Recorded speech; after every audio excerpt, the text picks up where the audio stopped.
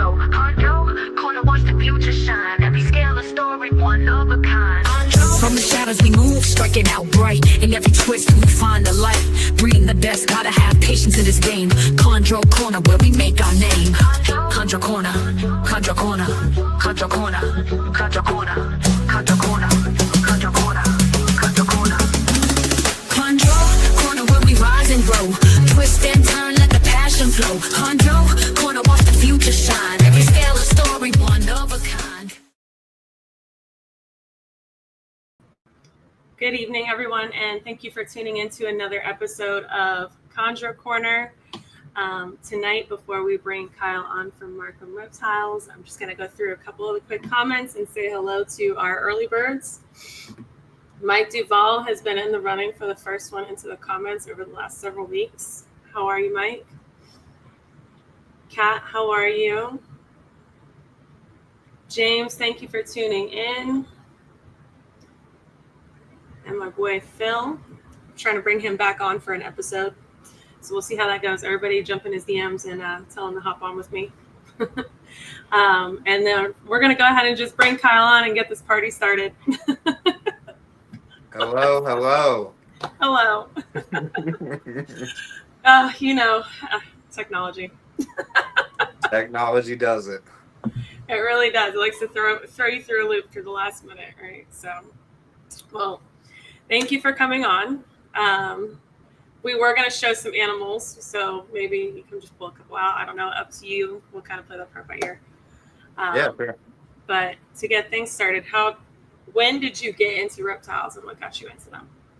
So when I was like around 15, so my sister showed up with an enclosure and a ball python in it. And I mean, this is doing math now, like 18 years ago. Okay. So it had like a reptile carpet and there was a normal ball python in it. And she said, my friend is leaving for college. Do you want this snake? And I was like, absolutely yes, because I knew she brought it in without anyone's permission. And that was my only chance to say yes to it. And I did. And the snake was awesome. The guy that left had named it Fang, and it was a ball python. So it was like super chill. And I named it Fluffy. That was my first pet snake. So that's when I got into reptiles. Yeah, and I threw out that reptile carpet pretty quick after it pooped. So that used to be like reptile carpet. People still use it as reptile carpet, but they used it, like, fun fact, they use it as nesting pads now for like chicken egg boxes. I didn't know that. Is it successful at that at least? It's just easier to clean, Okay. So yeah. The more you know. I ordered them one day. I was like, oh, this should be interesting. Yeah. Having used them now for nest boxes, I couldn't imagine people using them for reptiles with the amount of shit and pee. Yes. Yeah, that had to be like a RI waiting to happen. Yeah, I had to, the first quick experience with it, I was like, yeah, this is going. So you did what everybody does, start with a ball python. Yes. Where did it go from there? So my second snake, this is really weird, the snake wasn't weird. Where I got it was weird. It was a jungle carpet, but I got it from Petco. So it's the only jungle carpet I've ever seen at Petco before or after that. The staff was convinced it was wild caught, which can't be true because there's no imports from Australia, even back then. And I think they just thought it was wild caught because it would bite them a lot. But I picked it up, it bit me in the store, and then I bought it. It was love at first bite, huh? Yeah, love at first bite, exactly. That's exactly what happened. Oh, man. I have never seen one at any one of those big boxes. It was super, super weird. Yeah, it was super weird that it was there. And, like, I've been in that Petco recently, and there was, like, a dead turtle, and, like, I'm like, I cannot believe I got a snake from here, And then it lived. Yeah, and it lived, and it bit me a lot when I took it home. So it bit me in the store. I bought it home, and it literally bit me like 50 times once I got it home. Like, not even kidding, like 50 times. It would just bite my hand that was holding it, and then let go and look at my hand like it was shocked it was still there, and then bite it again, and then like pee on me, and then you know, and then realize that didn't work and bite it again. And it did that like 50 times, and then it just stopped, and when it was just shaking, it was just there like shaking, It's overstimulated. yeah, super overstimulated. And then I was like, you know what? That's good enough. I'm gonna put you back, and because you stopped biting me. So then the next day I took it out. It bit me like 15 times, and then the next day like 10. Until 10 days later, it never bit me again. It stopped biting me on the 10th day, and I had it at like 5 to 7 days, somewhere in that range. But I let my friend come over, and for some reason, when he picked it up, it just started lighting him up. I don't know why. But yeah, I was like, you undid everything. But yeah, I just wanted to show it to him because I thought it was so cool. But it started just biting him like crazy. But yeah, I got it back to, not biting by day 10 and never bit again. It just realized you were more stubborn than it was. Yeah, that's exactly what happened, I think. Yeah. All right. So how long did you have that jungle carpet? Let's see. I mean, I probably had it for like 5 years. I probably had the ball python for like 7 or 8 years. Mm-hmm. And I went through a period of my life where I was probably not fit to take care of living things. And unfortunately, I rehomed those, and I regretted it ever since. I really regretted that. And everything that I have that's like a pet now, it's not going anywhere. So that was something I really regretted. The jungle carpet had like a head stamp, Mm-hmm. and it was a smiley face. So I literally bought a coastal carpet now that has a smiley face on its head. And it was supposed to be like a replacement, but that snake is like has its own personality. So it's like, it's its own snake now. It didn't But bite you 20 million times. yeah, it didn't actually. What it did do was, since I got out of reptile keeping, um, you know, 5, 7 years after I started when I was 15, and I still didn't know there was a reptile world back then. I watched snake bites, and that was about the extent of it. And when I got back in, I had way outdated. Hey, Will, I have way outdated husbandry, right? So I had like a fish tank with like a screen lid with no sort of clamps or anything on it, Oh, Jesus. and I had this coastal carpet python in it. That when I got it, it's like 35 grams. So I'm like, there's no way this thing can push the lid up. A few months go by, I come downstairs on feeding day, it's gone, right? So right now I'm in a basement. On the other side, there's like a washing machine, a hot water heater, and stuff like that. On this side is all my reptiles. But it was over on the other side, and it was down here. So it went into part of the roof that is unfinished.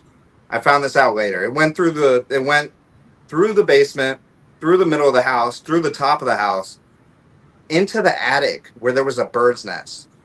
And it ate everything in the bird's nest. And my wife was doing the dishes, and she saw it shoot out of a hole in the roof after one of the adult birds. And then she was like, I found your snake, and then it was feeding day, so I had a rodent, and I took the rodent that I had thawed out. I went up a ladder, I put it in front of the hole. The snake came out and grabbed it, and I pulled the snake out of the hole, and it was full. It was just full of the whole nest. Well, I mean, at least you don't have any more critters in the attic. That's true. That's true. I actually I patched up the hole and everything. They broke it open and laid a nest again. So I know he's like going crazy since Yeah, he 'cause sensed them from down here to begin with. Like he's ready to go back up there, but I'm ready to go clean house again. and I did give him some dewormer just in case. Oh, yeah. Since he got the wild birds, and had his excursion. But yeah, so he kind of made his own reputation. That's awesome, though. Yeah. I don't have heart failure, but that is awesome. Like, yeah, and I was like, you know what? I'm gonna try this new PVC thing. And I never looked back from that. It's a lot better. I think my very first enclosure was a tank with the mesh lid. Ridiculous. But I at least had the cage locks. That's good. That's good, and that's important. It's important, and it's like it blows my mind now. Being more experienced, I'll log on to like Facebook, and I'll see like the ball python support group, and it's just like a fish tank and there's a ball python with like sand in the bottom, and Yes. there's no thermostat. Yeah. You can't And even then tell they're if there like, is a lid on it or why not. is it having such a hard time shedding? Yeah. Well, you've got it in like the miniature Sahara Desert. That's why it's not shedding. Why won't it eat? You're in a dragon enclosure. Right, because the hot side's like 120 right now if you don't have a thermostat. Yes, exactly. Yeah. Gotta love those groups sometimes, I swear. I know, but then I remember where I came from, and I'm like, you know what? Just go ahead and give them the advice because that could have been you and your But they don't reptiles. all listen. They don't all listen. And then for every piece of good advice, you get 20 people that argue with you about how wrong you are. Like, I have people argue with me over what a thermostat is. That's the number one advice I try to give people, and they're like, I got that sticky thing from Petco, yeah, and I'm like, that's not a thermostat. That's a thermometer, and not a good one. yeah. Yeah, that doesn't stop your heat from doing anything. You know, and they all get in those great debates: racks, cages, PVC cages, glass cages. You know, this substrate, that substrate, feed live, feed frozen. You know, it never ends. It's a damn cycle. Absolutely. I've always had to learn everything the hard way myself, but unless I chose not to, I mean, I've chosen to research things, but I've always been kind of against advice I didn't seek out too. So I kind of understand that, but I seek out a lot of advice and I research tons of stuff. So everyone should have that attitude to, give their animal the best care. Oh, absolutely. So you got rid of jungle. Yes. That's your carpet. Yes. What followed that? What'd you say? What followed that? So before that was a boa. I actually got a boa before the carpet. I got it from BHB because, like I said, I used to watch snake bites a bunch. And I was like, if I'm going to get a snake, I should get it from someone I know is reputable. So I got it from BHB. So I got the boa, I got the carpet. What did I get? I think I immediately followed that with a scrub python. You just picked up a whole bunch of species and was like... Yeah, because, I always like different species. So the next thing I got was a scrub python. That's awesome. And he's super cool. His name's Dundee. He's a Maruke scrub. And yeah, he was very bipolar in the beginning, but that's my wife. Courtney's keeping you in check. Yeah, Smiley she's lost the order. Well, she might have commented that earlier. But Smiley's the coastal. So we had Athena, the boa, then Smiley, then Dundee, the scrub. And Dundee was like super bipolar, where like he'd be super handleable, and then suddenly he'd try to just bite me in the face. Oh. Or like I'd be holding him for like 20 minutes, and he'll just turn around and bite my skin like a colubrid, where he'll like go on the skin and then just like turn his head and bite right into me.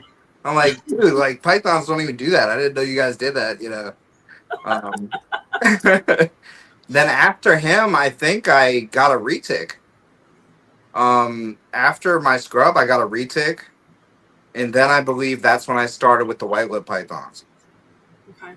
Yeah, once I got a retic, I was like, I know I'm all in.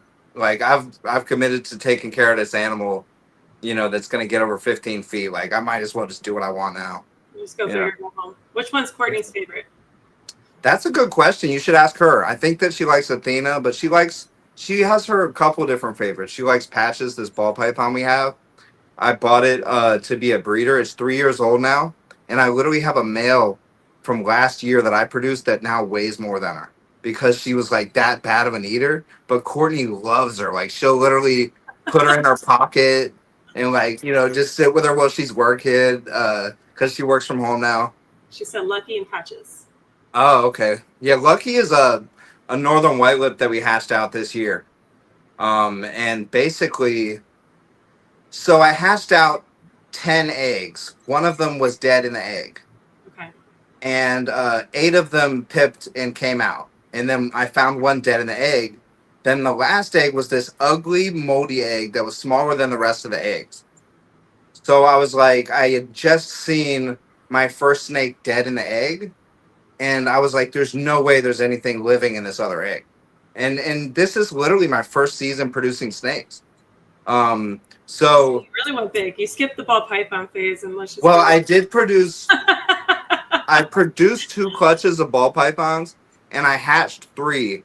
And that's because I bought a gravid female that literally laid eggs on Easter. I had no idea she was gravid. She laid eggs literally on Easter. It's weird because my sister brought me my first snake. My first clutch was a surprise clutch on Easter. It's like stuff just lands in my lap. You know what I mean? It's really weird. But yeah, with the white lips, there were my fourth clutch, but the third one that I produced. Okay. And it was I had 100% hatch rate with the ball pythons. So I had never seen a snake dead in the egg. I saw the snake dead in the egg. The next egg was this moldy egg, and I cut it, and there's just blood everywhere inside it. It's like murky, bloody, and I was like, okay, well, that's not like the other eggs. And I figured it was dead, so I poked it. I got no movement, and then I basically pulled it out of the egg because I thought it was dead, and it was alive. So I accidentally, like, Jay from Prehistoric Pets, the snake, out of the egg. And yeah, that was lucky. Sorry. No, that's totally okay. So yeah, I basically made a huge mistake. I thought this snake was dead. I poked it. I didn't see movement. And I pulled it out of the egg, and it still had the whole yolk sac attached. And I had Jay from Prehistoric Pets, the snake, out of the egg. Like, you shouldn't do that. You know what I mean? And it literally, I was like, I can't believe this snake is alive. Yeah. And I actually called up Will Philippek, who was just in the comments. Mm-hmm. And I was like, dude, what do I do? And he was like, I've never done that. And he said, but like, what I heard though, is you could put it in like a deli cup. Yeah. He was like, first he asked if I still had the egg. And I was like, no, dude, I like threw it out because I don't know. I just threw it out. So I had thrown the egg out. He was like, do you have the egg? You should put it in the egg and put it in a deli cup. I was like, I don't have the egg. So he was like, you're going to have to simulate an egg, basically. Yeah. Take a deli cup, take a wet paper towel, put it back in the incubator. Mm-hmm. And I was like, can I put it at he said, put it at slightly lower temperature. So I was like, is 85 good? And he was like, you're an experiment. Like, I have no idea, It works well. So there's a green tree breeder who had a green tree baby with the yolk and everything. He put it in shot glass back in the incubator. Yeah, it worked. So he had probably heard something like that too. Yeah. So I put it back in the incubator, and it worked. I mean, a day later, it had absorbed some of the yolk sac, and then it dropped the rest, and it's still alive. It actually shed out first out of all the snakes. Isn't that crazy how that works? Yeah, so she loves that snake, and she loves Patches, our ball python. Phil was on that. Shout out to Phil. You got to come back on the Herp Collectors Network. I'll do your shout out for you, Jen. Thank you. Yeah. I told him, I was like, you need to come on. We'll just shoot the shit, But Phil's cool. He's one of the most supportive people. He's super cool. I love Phil. Look at us both on our coffee break. If anyone else got coffee, enjoy it, Yeah, exactly. So from the white lips, you have a green tree, right? Yeah, so I kind of got that somewhere in the middle. Okay. And I got it the most irresponsible possible way I could. This is one of those things, like I told you about me learning the hard way. And it's crazy because I had listened to like Trap Talk and like, what is it, On the Tree Tuesday? Is that what it's called? Yeah, so I knew that I should not buy an import. You know what I mean? I knew this, and I was like, you know what? I got $500, You can throw $500. I bought an import, and it showed up dehydrated with mites all over it. Oh, shit. Yeah. So it could barely lift its head up, and I was like, here we go, So I had it in quarantine, and it was too small for me to use the method that I knew to get rid of mites, which is ivermectin. I knew that would kill it. So I ended up putting coconut oil on it every day. Can I say I just love how supportive your wife is? That's awesome. My wife is amazing. Like I tell people will be like, I can't get another snake because my husband or wife won't let me. And I'm like, I tell my wife I'm getting 9 snakes tomorrow. And she's like, Ann? That's awesome, though. Yeah. My wife is actually super supportive. So I did an import, but my import, thankfully, is I didn't have any of those issues. Clean 9.0 panels, clean everything. James, to answer your question real quick before I forget. So this right here, I can't do the backwards fingers very well. That's an Amazon. There's an Amazon in here, but you can't see her because she's off and hiding. You can't see quite in there. There's a green tree in there. That is a green tree. She's kind of foggy because she's going in the shed. So there's a green tree in that one. There's a green tree in that one, which is the male that I've been pairing to my female, who you can see back here in the corner, as of today, has shifted to heat and is so thick around she can't coil properly. So I'm waiting, fingers crossed, for her to ovulate. Let's go. God willing. Yes. Thank you, Courtney. So I did an import suite, but I did not have the mites or anything like that. But you do hear horror stories, obviously. So Did you research your source? So I crawled Morph Market, honestly. I was reading lots of reviews. I was reading their store terms. And then I found a guy here in Florida. He actually will nido test. If you send him the money and pay for it, he'll nido test before they even leave there. He goes ahead and treats them for parasites before they leave. He makes sure they're established. So he usually has them for 3 to 4 months, typically speaking. So it was very well established when it got here. So 10 out of 10, I'll probably buy imports from him again at some point, honestly, because it was such a smooth experience. Yeah. When I see green trees at the shows, I kind of steer away from them. Yeah, of course. Yeah. I have a separate quarantine space, but again, the horror stories and the nido and everything else. And so I'm kind of, I'd rather be super picky about where I get my animals from at this point, just because if I mess up, because we're all human and we screw up, if I mess up and I don't do biosecurity properly, God forbid, then I'm jeopardizing a whole lot of money in collection. Yeah, absolutely. And that would be just heartbreaking to watch. Yeah, there's no bouncing back from that. Thank you, Courtney. Appreciate you. See, she is supportive in general. That is legitimately her personality. Girl. I love it. Yeah, she is awesome. Yeah, yeah. I mean, I literally did no research, and I just bought this snake, and I bought it from probably the worst possible source that I could have got it from. Yeah. And yeah, I treated it. I ended up using coconut oil to get rid of the mites, which doesn't kill the mites at all. It just makes them slip off the snake. So I would use that, then clean the enclosure. Did this over and over and over again for months. And really gently, because I was worried about the tail and stuff like that.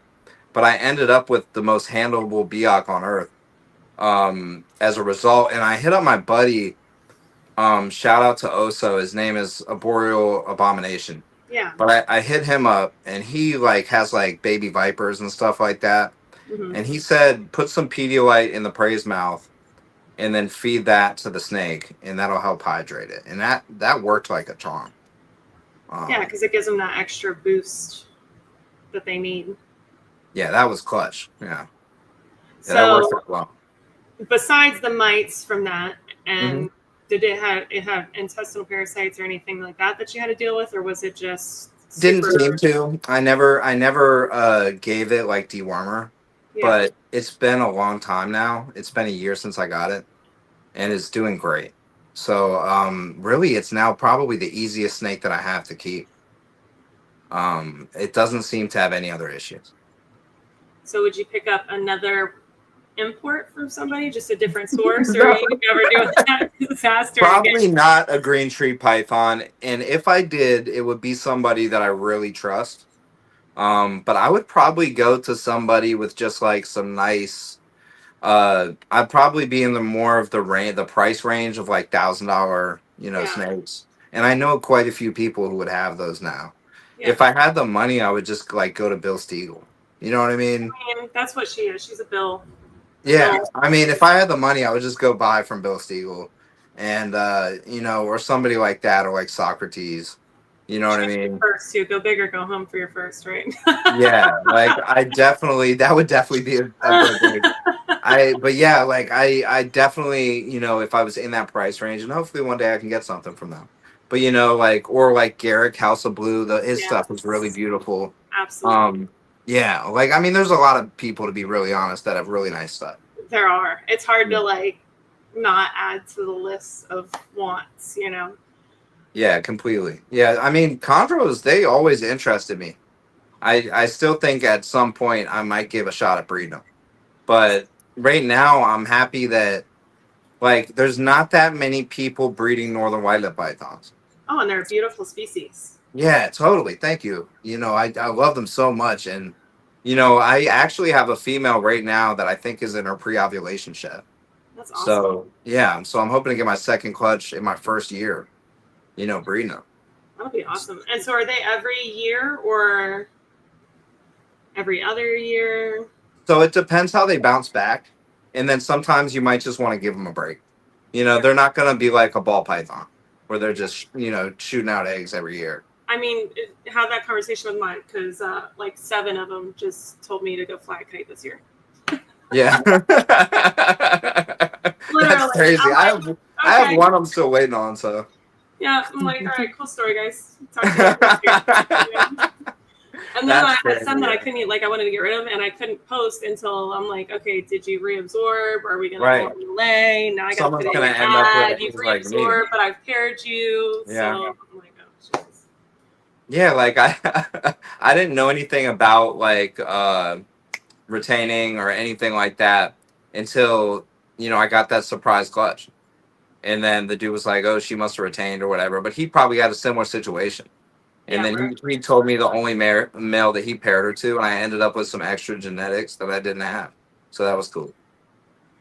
Yeah, I was like, if they're building, I don't want to like sell it to somebody and then them not be ready. You know what I'm saying? So I was like, okay, I'll wait until you guys reabsorb because I have an ultrasound so I can just see. But is Lupe Space City? Yeah, I think so. Yeah, he does have nice stuff. Yeah. Yeah. There's a lot of people that have nice stuff. It's just I know. I told you. See, I'm working on the animal and you put it in a rack as a baby, but then you're like, okay, now I need to make sure I have an enclosure set out. Yeah. There's more thought process than just throwing an ARS rack and calling it a day. At 100%. Yeah, and it should be. Yeah. So most definitely. Yeah. So you do PVC for all of your stuff now, right? So I have racks and I have PVC. Okay. I do certain things like, I don't have like a standard ARS rack. You know what I mean? Yeah. So like the white-lipped pythons I have in a slightly bigger rack than that. Right now I have them in a Super 70, but I'm gonna buy bow racks with this year's profits, and I'm gonna move them into something that's like 164 quarts, which is like huge. Yeah. Yeah. So I'm gonna put them in that, and that's probably like all the room I have left in my room. But my wife and I, we need to upgrade properties because we have a 3-year-old. He needs his own room. He's got to get out, So don't boot the baby. Come on. It's time to go, man. Don't boot the baby. They still find their way back. Trust me. My 17-year-old sometimes will like come cuddle in bed. I'm like, son, you are a grown man. Like, get out of here. And he's like, I just want to spend some time with you and watch some TV. I'm like, no. They all needed some time. Get away from me. Like, what are we doing? My wife had a good question. She said, how helpful is the ultrasound machine you use? So up until this year, I only ever used it for ball pythons. So I got one because I cannot palpate to save my life. Honestly, I was in a car accident in 2018 that caused permanent nerve damage. So I have my strong hands. I laugh at it because I will, like, my hands go numb. Mm-hmm. So I have a hard time, like, being able to palpate and actually feel the follicles. Hell, half the time I have a hard time holding my coffee without spilling it everywhere. So when I got the chance to buy an ultrasound, I jumped on it. I bought it used.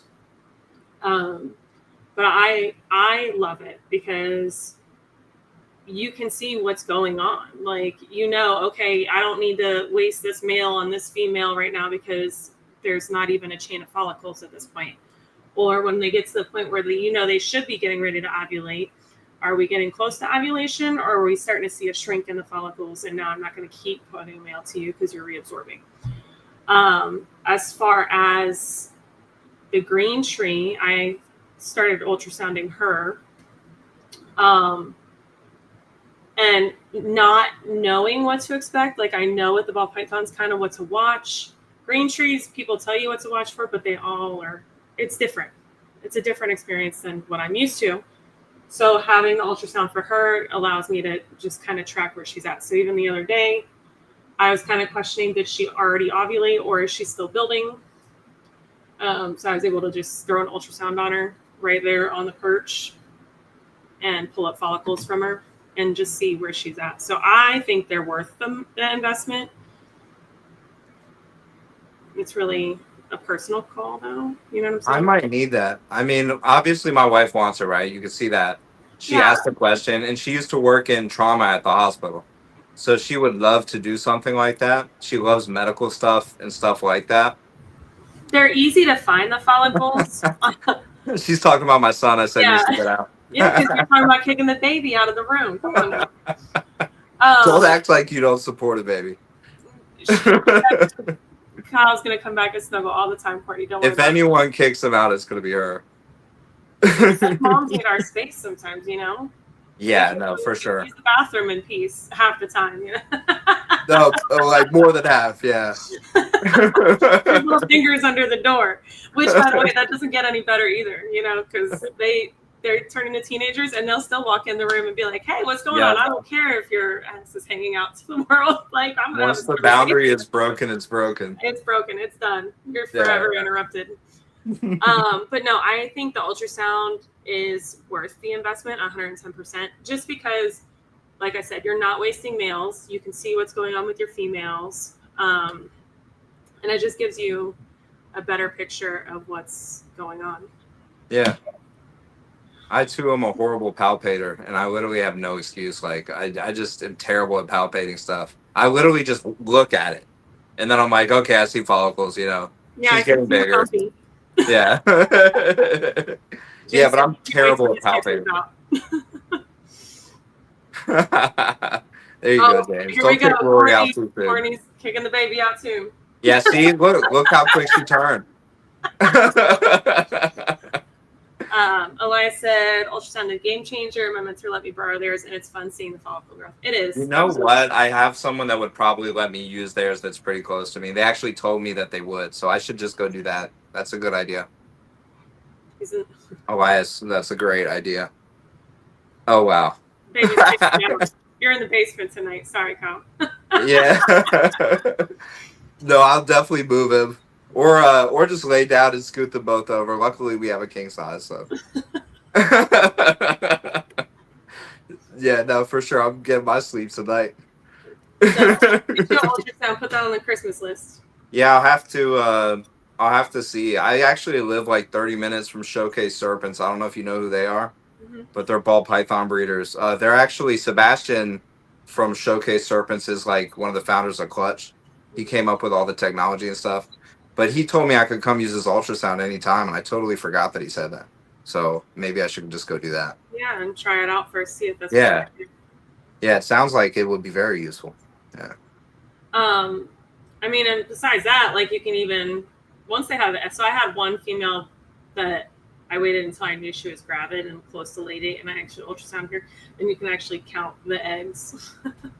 That's so cool.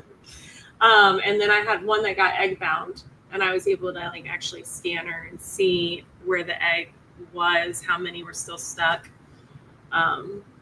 Eventually, we ended up massaging it out. But that's cool. Yeah, that's super helpful. You probably saved her life with it then. Yeah, she stressed me the hell out. I think I got like 20 more gray and white hairs because of that. And then now the green trees, I probably got 30 more gray hairs. So have you produced green trees? So a lot of people temp and food cycle. So I originally tempted food cycled at the end of last year because obviously in Florida, I get like 2 weeks of winter. Yeah. And I introduced them and no, nothing happened. They didn't care. It was like 50 first dates. There was nothing.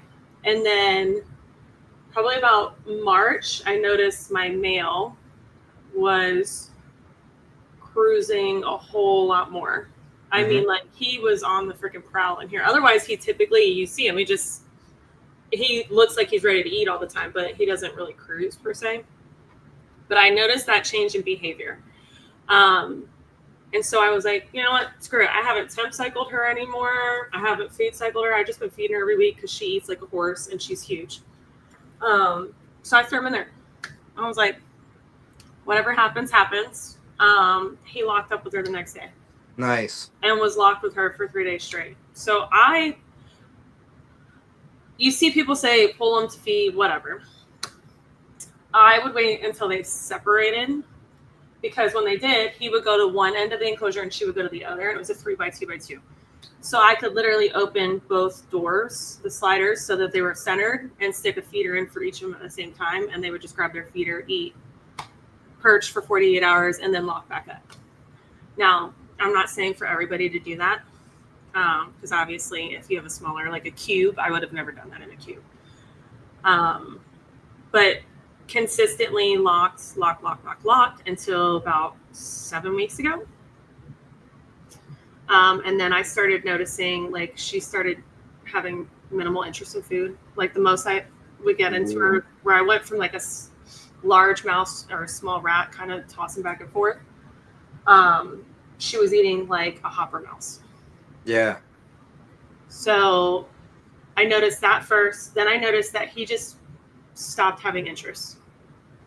Like, we went from hot dogging it and locking with a rope to zero interest. He stopped cruising. So I pulled him. He ate the next day because he had gone off food for like a month and a half. Ate the very next day, back to this calm demeanor. So I was like, okay, I guess we're done pairing at this point. And now I'm just watching the great swell and firing a million questions to people, because I'm like, what do I do next? Do I change my night drops? Do I bump up her temp now? How do you set up your egg box? How do you set up your egg box? Do you straight bake? Do you change the temps? Like, I'm a noob. No, that's what you got to do. You're at an important point right now, and it sounds like you are about to produce green tree pythons. So it's very important, and you're doing what you could. If it goes right, I'm going to remain cautiously optimistic. Oh yeah, as you should be. But I think it's the fear. I mean, when it's a new experience, it's, am I doing it right? Because I have my animal first and foremost. Like, I want to make sure that her well-being is as good as it can be. I mean, there's always risks with breeding, right? Yeah. But we want to make sure that our animal is as healthy as possible. And at the same time, then I'm going to have God knows how many eggs, because she's a 5-year-old, 1,500 gram female. She's a chunk. Yeah. Well, how many eggs am I going to get? And then I'm going to have all these little babies. So I'm a nervous wreck. I'm a helicopter mom. I have a camera set up in her enclosure. I watch it probably 50 times a day. I've watched it more than I've watched a baby camera for my kids when they were infants. You didn't have to say that.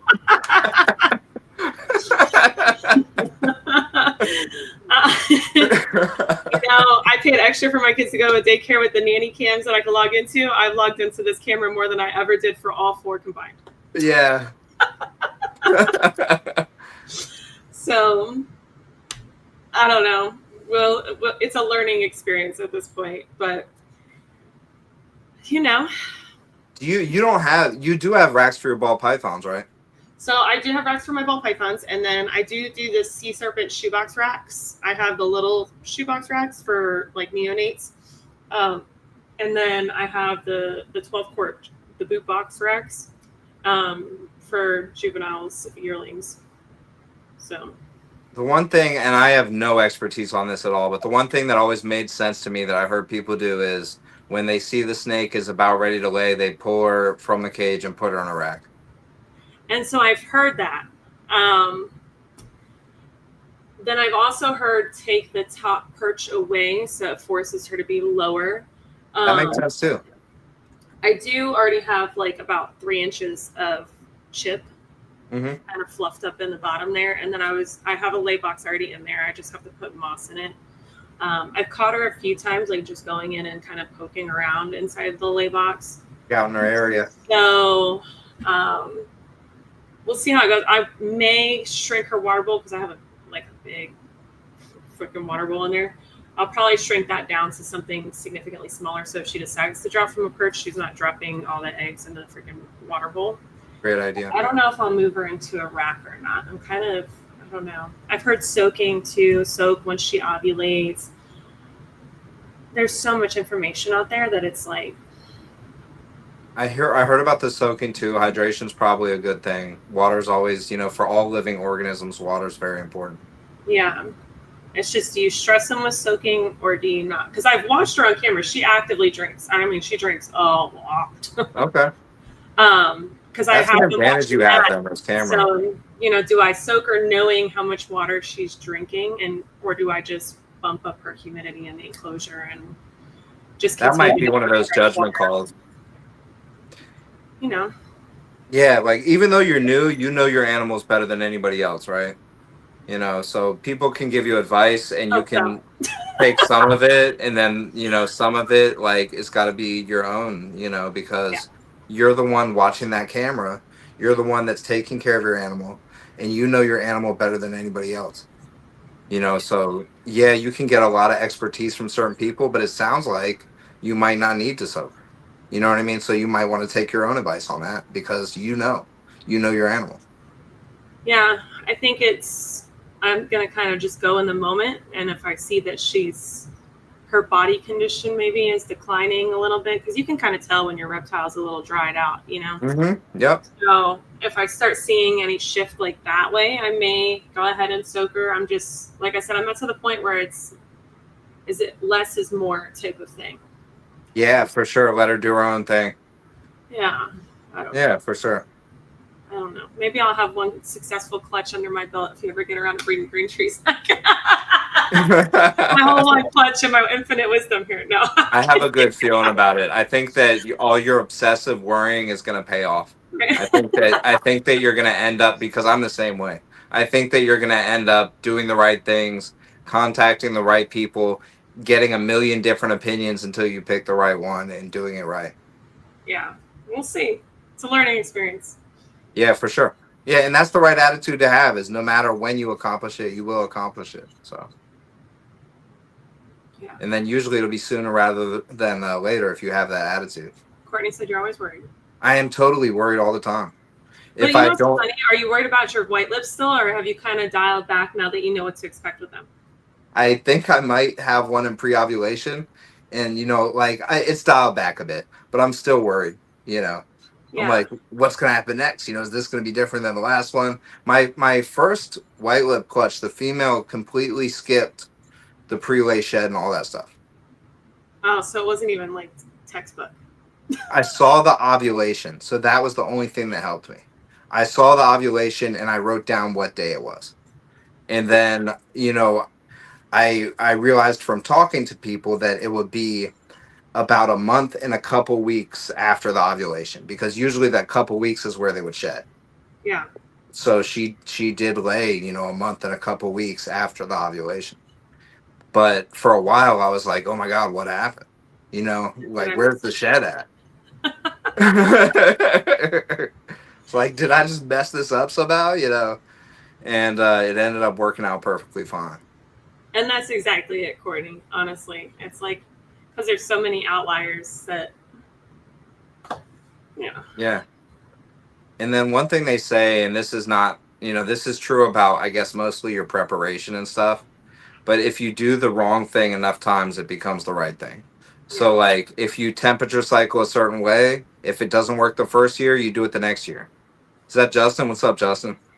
It's funny because everyone's like, oh, you need that to trigger them into starting to do follicle growth. But they didn't even start pairing until it was already 100 damn degrees outside, 24/7 here. You know what I'm saying? That's funny. Yeah, I mean, the two ways that you promote follicular growth are temperature and food. But, I mean, green tree pythons, for the most part, are from the same area of the world as my white lip pythons, right? Yeah. My white lip pythons were heavily food triggered and not so much temperature triggered. I actually did not cycle the temperature at all.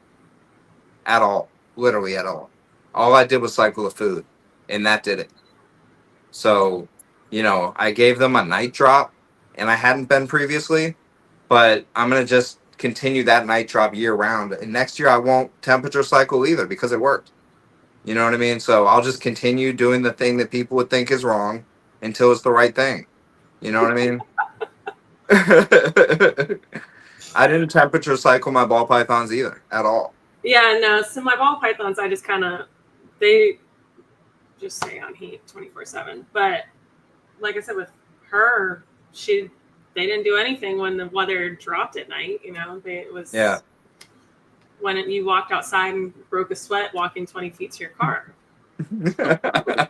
Mine just care if it rains. Like, I don't even, and then some want to breed in some seasons. So. Yeah, if it rains, then they're like Spider-Man and whatever his neighbor, Mary Jane. But, the rest of the time, they don't care at all. But, yeah, I mean, I have certain ones that are like, they're completely on different seasons than each other. But that is possibly because I don't temperature cycle. But I do food cycle, so maybe they'll all line up. Because I try to do the fast and stuff at the same time, so. And I didn't get to faster. Like, she was just like, one day, we started slamming the food, and I was like, okay, we're just going to slam food. Fine. Oh, yeah, then she was already ready to go. Dictate what you want to do, and I'll just go along for the ride at this point. Like, obviously, it might have been the temperature. It might have been your outside temperature or pressure or something that she felt that triggered her. Or maybe she just felt like she had enough food at that point to just start.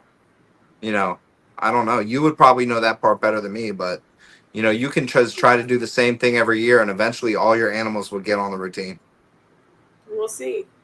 Yeah. I mean, I don't have any green trees that are going to follow her for a couple of years. So. Yeah, for sure. But you could start them young with the same routine. If you drop your temperatures, then your stuff that's like all these are, well, the Amazons are not, but all the green trees are all set to temp drop at this point. Not that they really get a temp drop in here, but yeah, we'll see. I mean, like, just drop your stuff. If it's not like a yearling, just drop the temp and it'll get on the routine. We'll see. You got this. I like how cautious you're being, though, because I know that you're going to do everything in your power to make it work. So I'd rather get excited after it happens than that makes sense. Put the cart before the horse and get excited and then be heartbroken. So yeah, don't forget to be proud every step of the way, though, because not a lot of people could get to the point that you're at right now. So just remember that too. Yeah, thank you. I just got a lot of learning still. One clutch doesn't help me learn. I got lots to go. So yeah, for sure. Each step is an improvement, though, and each step you learn more and more. That's right, baby. I love her. She's a girl's girl. She is great. I'm gonna go unfollow you and go follow your wife. You have to unfollow me to follow her? You can't just follow both of us? I'm gonna switch out. Ooh, that's rough. No, I'll follow both of you. I'm gonna get it. Oh, okay, because I was gonna start getting in her ear and being like, she was a traitor to me. She was gonna do it to you too. Don't trust Jen. Jen, switch out. Gonna stab you in the back the first chance she gets. Well, technically, I announced it, so it's not stabbing you in the back. I told you. She's gonna stab you in the front as soon as she gets. Women are up. Okay, fair enough. Yeah. Shout outs to the women. I could not do this without my wife. I really couldn't. So actually, in all seriousness, shout out to her. I really could not do this without her. Because, I do overthink things. And I'm like, here and there, I doubt myself. Yeah. And then she'll be like, no, don't forget who you are. You're one of a kind. She really motivates me and really helps me out. And she does not care if I go get more snakes and different things like that a lot of other people seem to have a lot of problems with. Yeah. I was joking with my buddy at a show, and he was like, man, he said he liked shows and not Morph Market because he always gets the guy that's like, I got to go ask my wife, and then he never comes back. And then, I was cracking up, but he was like, what type of man are you or whatever? And I was like, dude, chill, and I was laughing really hard.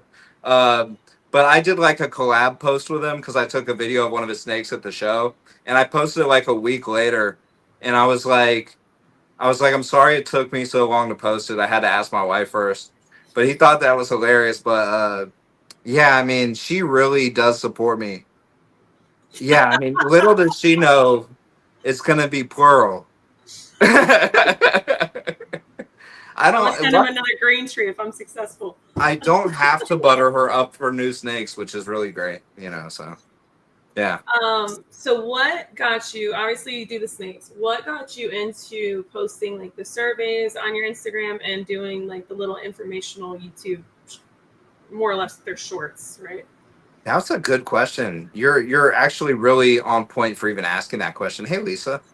Thank you. Thank you. You're very cool too. And Lisa is actually like, I studied Lisa's like podcast to do my breeding. So Lisa was actually, part of what I was able to learn and, able to breed my Northern White Lips was studying how she did her Southerns. But that's a really good question, Jen. So basically that stemmed from me being really good at Instagram, but not knowing anything about YouTube. So I'm good at building an Instagram. I've had other businesses and I've built Instagrams up, and I know how to organically build an Instagram, get real followers that are interested in my subject and what I'm doing. And I built up my Instagram and I was like, how can I pull these people over to YouTube?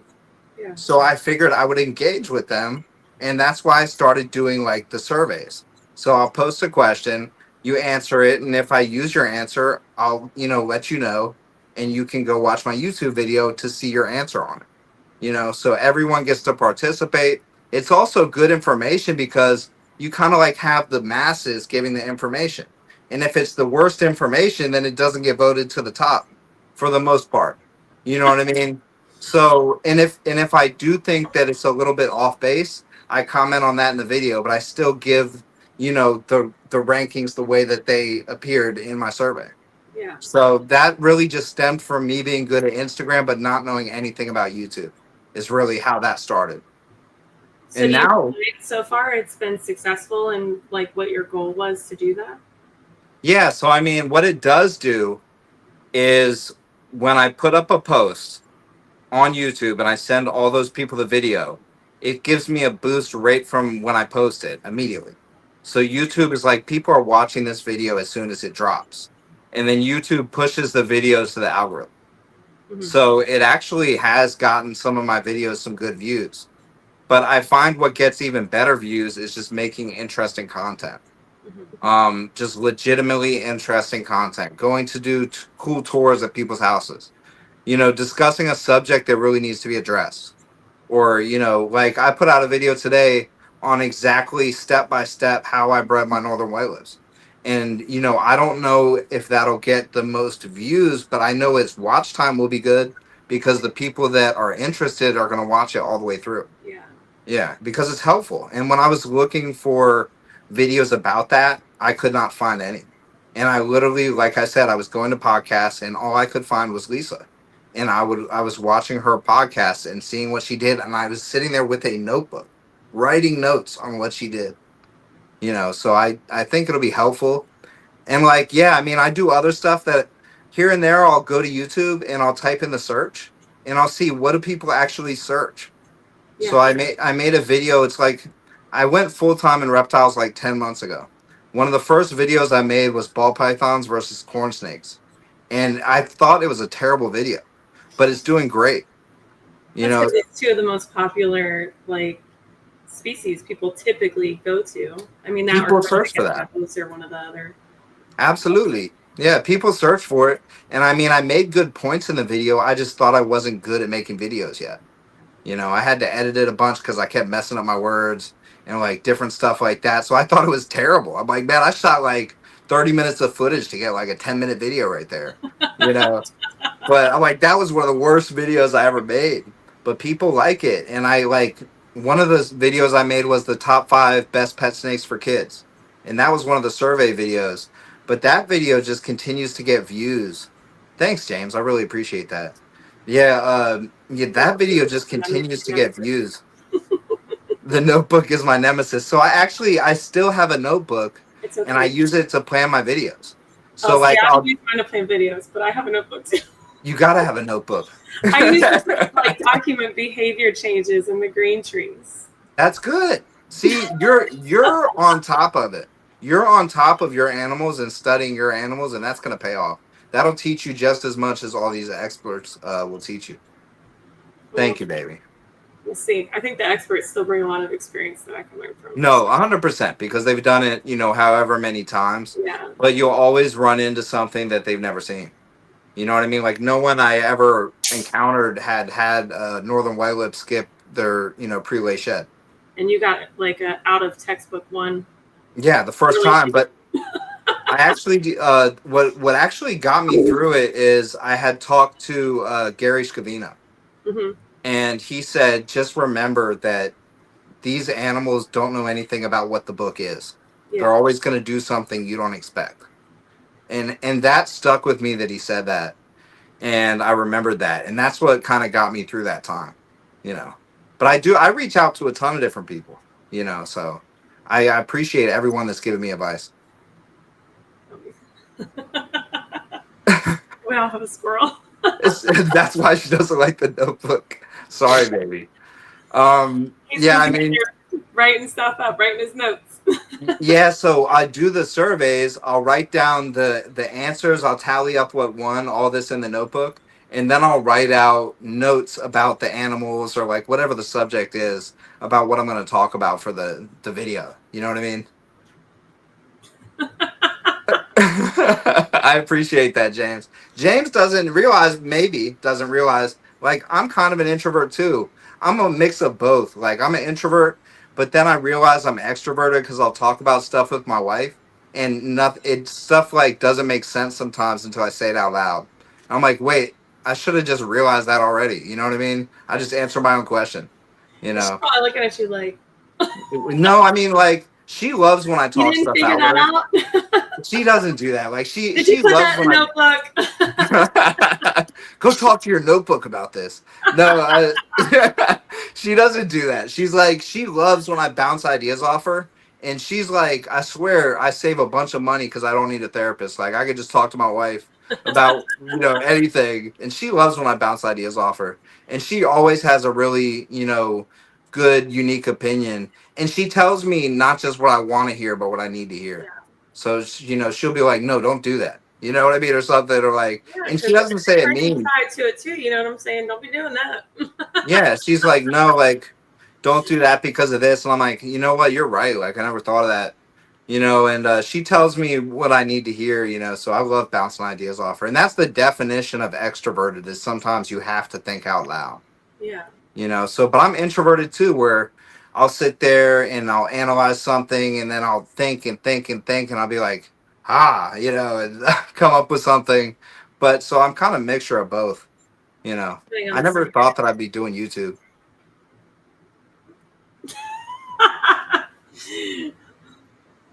That's really sweet and then really mean at the same time. It's a backhanded compliment. You just talk to yourself because you're so smart. You just in the full-on conversation with yourself. Listen, as long as the voices don't answer out loud too, it's all good. Yeah, my dad said that when I was younger. I mean, we went to like a Krispy Kreme and there was a homeless guy out front arguing with himself. And then I was like, is he arguing with himself? And my dad was like, it's okay to argue with yourself as long as you don't lose. All right, we're bringing it up on an hour. Any advice that you would give anybody who's coming into the hobby? Yeah, I mean, just do what you love, whether it's reptiles or something else. Do what you love. I've been full-time in reptiles for 10 months. I could not be happier. And it's literally nothing to do with money. I'm starting to get to the point where, I'm not like, scraping for pennies, but you know what I mean? It's nothing to do with money. I wake up every day. I'm happy. I'm excited about what I'm doing. So just go do what you love, no matter what it is. And then if you want to tell everybody where they can find you. Sure. At Markham Reptiles on Instagram. Search Markham Reptiles on YouTube, TikTok, and, just about any social media I'm on there. Awesome. Well, thank you for coming on, Kyle. I'm going to throw you backstage real quick, wrap this up, and then I'll come back and join you real quick, okay? All right. Thanks for having me, Jen. Thank you so much for coming on. All right, everybody. Thank you so much for tuning in to another episode of Conjure Corner. Thank you, everybody in the chat tonight. It was an awesome episode. It was a lot of fun. These are honestly some of the episodes I enjoy the most, where we can all just kind of kick back, learn a little bit, and just have a good conversation. Don't forget to tune in next week for my partner in crime. But besides that, thank you again for coming on, and you guys have a great night. Conjure, corner where we rise and grow. Twist and turn, let the passion flow. Conjure, corner watch the future shine. Every scale a story, one of a kind. From the shadows we move, striking out bright. In every twist we find the light. Breeding the best, gotta have patience in this game. Conjure Corner, where we make our name. Conjure Corner, Conjure Corner, Conjure Corner, Conjure Corner, Conjure Corner.